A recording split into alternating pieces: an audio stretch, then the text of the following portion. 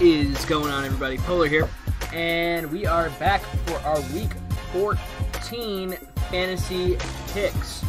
Now, we start off with Tarik Cohen here, just because he will probably be a mainstay for as long as this series is a thing.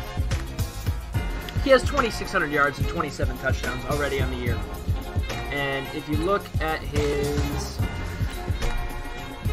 stats coming in here, he's also got 2 more receiving touchdowns. So that's 29 touchdowns on the year. You got to have that in your arsenal in your fantasy league. So just keeping the heads up that Cohen is, yes, still in this team. But we're going to start with quarterback. Now it's going to feel pretty much the same, but here's, we got to talk about it. There's some talking to be done here. The reason I've been picking Josh Rosen, and now Matt Ryan is the other option here. I had been looking at Matt Ryan. The problem is the Falcons are playing the Panthers. JT is great defensively, always has been. Josh Rosen is coming up against the Jets, as the Dolphins. Now, I think, personally, that Rosen against the Dolphins, or Rosen with the Dolphins is a better pick up against the Jets. Cookie will have time in the pocket. He can go through his reads. He can make things happen. But the other option here would be Andy Dalton, or not Andy Dalton. I have Andy Dalton. Baker Mayfield. I can't speak right now. Matt Ryan, 73% completion percentage, 30 passing TDs, 17 interceptions, which is great. He's a little lacking on the yards, but just kind of how it is. But we're going with Josh Rosen because I think the matchup is better. So we've got Tarik Cohen, Josh Rosen. Our next pickup here is going to be Nyheim Hines. New addition this week. Well, not new addition, but new addition to the video. Melvin Gordon was injured, so I subbed in Nyheim Hines for him in my lineup last time around. He's got 18 touchdowns on the year. He's doing well in the yardage. He's 3rd in rushing yards. Has he got the most carries in the league? Yeah, he's got the most carries in the league, so he gets the volume. And has the highest downs played, I believe, for a running back behind Joe Mixon, who's my own guy here. But most carries in the league, and now I'm going to check his receiving stats because I didn't look that far into it. But if you take a look at the receiving stats here, he does have 1 touchdown, 30 receptions, so you get a point for each one of those receptions, so that's good to have. Now we're into wide receivers. Again, this is going to be similar. Jakeem Grant, he has those PPR stats. He gets into the end zone. He also gets jet sweep carries, so it's something you got to keep in mind. He's got the rushing attempts as well. He's also averaging 12 yards rack after the catch, which is insane. Odell has his big yards per reception. Lil T likes to throw him deep a lot. Unfortunately, I cannot pick Odell this week because I am playing Lil T.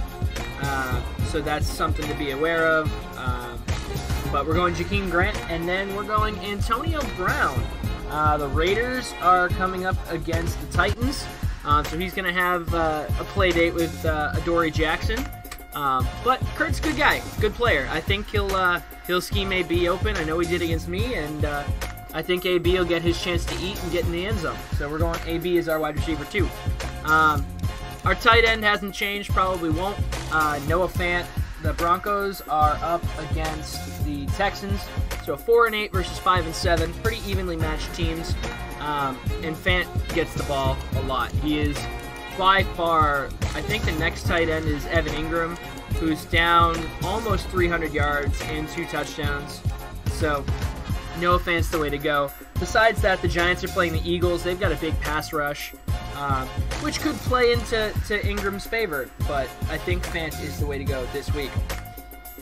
The real curveball here is going to be the flex. Now, this is almost completely matchup based, but we're going to flex, if I can get to it. Derrius Guice. Now this seems like an oddball one, especially because he splits time with Chris Thompson quite a bit. But the Redskins are coming up against the Green Bay Packers at 2-10. I believe that the Redskins are going to be in position to be running the ball for most of the game, and Guice is going to have his chance to just go and go and go and go and go. 4.6 yards per carry is definitely not bad. I think he'll do well. He'll probably get into the end zone. I think it'll be a good week for Derrius Guice. Now, again, kicking and defense. So our kicker. Let me get back to this. Eddie Piniero again. He's one off the lead in field goal attempts. Only missed 2 on the year. And then extra points, he is leading in extra points. So you can't go wrong with Eddie Piniero. Rosas is a good pick, but he doesn't kick enough field goals. You know, Harrison Butker, also a good pick here.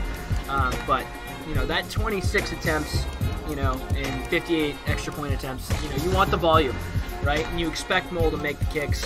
So going with Eddie Piniero. And then again on defense, the Bears are coming up against the Dallas Cowboys. So when we look at defense here, again, we want to look at sacks. You got Khalil Mack at 37.5 sacks, you know, and he's just all the way up there doing his thing. And then I thought he had someone else kicking around down here. Maybe he doesn't. But Khalil Mack up there at 37.5 is huge. Then you look at the interception numbers. Kyle Fuller and Buster Screen, second and third with 11 each.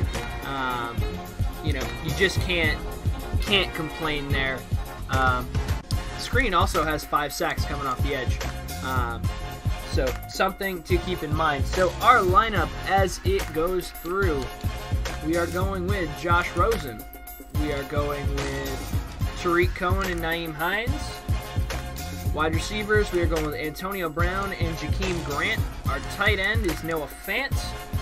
And our flex is all the way down here at the Washington Redskins and Derrius Guice. And then our kicker is Eddie Piniero. Lots of things to move.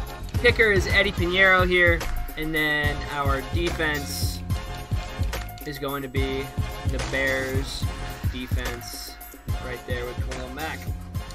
Hope you guys enjoyed our picks for Week 14. And I hope you guys have a good slate of games this week. Lock up and have a good one.